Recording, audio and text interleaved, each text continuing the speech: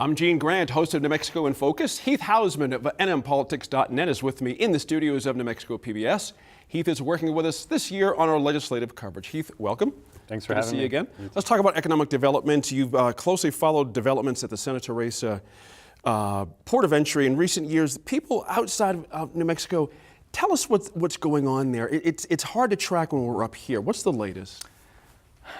I'm trying to think of exact numbers. I know that there are thousands of jobs at the Santa Teresa Industrial Complex.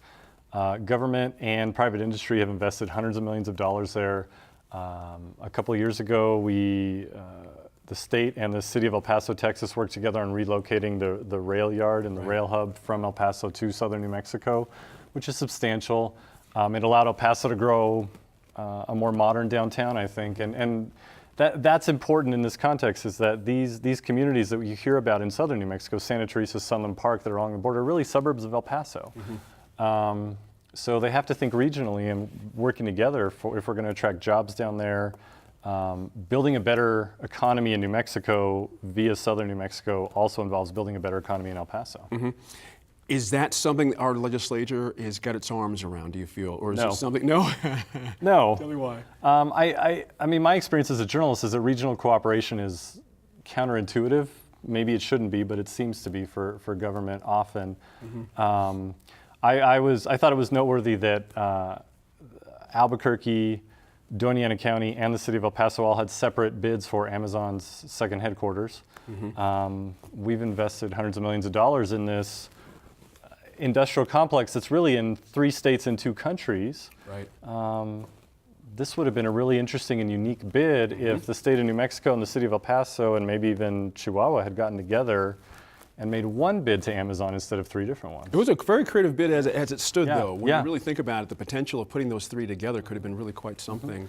There's this real vision down there for an industrial park that spans both sides of the U.S.-Mexico border with different border rules so people and goods can move across more easily within that zone. Right. Dell Computer has a huge plant at the Foxconn facility a mile south of Santa Teresa on the Mexican side. Anybody who orders a custom-made Dell computer in all of North America, it's manufactured right there and shipped to them. That would surprise most folks, I would think. Right. So that's something that's happening a mile south of New Mexico that we should be capitalizing on for our state's economy. Sure. Well, we can't finish this part of it without talking about federal issues, meaning the wall, and immigration issues that are in the news, certainly. How does these federal thoughts impact the idea of getting economic development going? Are people in a wait-and-see mode or just pushing ahead regardless? I think the discussion of NAFTA and renegotiating NAFTA has given people some pause about doing work at the border. So I think people are waiting to see what happens with President Trump's call to renegotiate NAFTA. The wall, I mean, in southern New Mexico, we have Steve Pierce, who is pretty far to the right on most issues, opposing the wall. And that's just because he's on the border and it's a practical reality that you want goods and services moving across. Right. You don't like the messages. I mean, he'll be the first to say we should double the border patrol, the number of agents, and put more UAVs. But a wall is just an impractical thing that serves as a barrier to commerce, even just with the message it sends. Oil and gas is rebounding. There's a little more money in our state coffers. Are you feeling that impact in southern New Mexico? I have seen, even driving up here to Albuquerque from Las Cruces today, I saw a couple of vehicles that looked like they were oil and gas folks traveling back and forth. I've heard radio ads in Las Cruces. Come to eastern New Mexico, we've got jobs for you. Oh, no so kidding. That's a big good news change. for the state, right? That we seem to have jobs out there for the first time in a while. It's been a rough few years in eastern New Mexico. Exactly right. Oil rig counts are down, that kind of thing.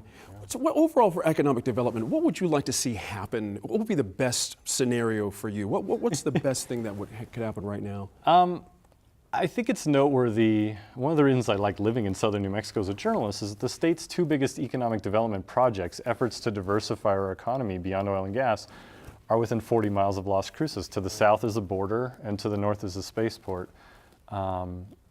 Virgin Galactic says this is hopefully going to be the year they fly from the spaceport. We'll see, but that project is still teetering on the question of whether it's going to be successful or not. I don't know, and NAFTA could have a big impact on the border economy. But I would like to see those projects work because New Mexico's invested so much money in them and because we so desperately need to diversify our economy.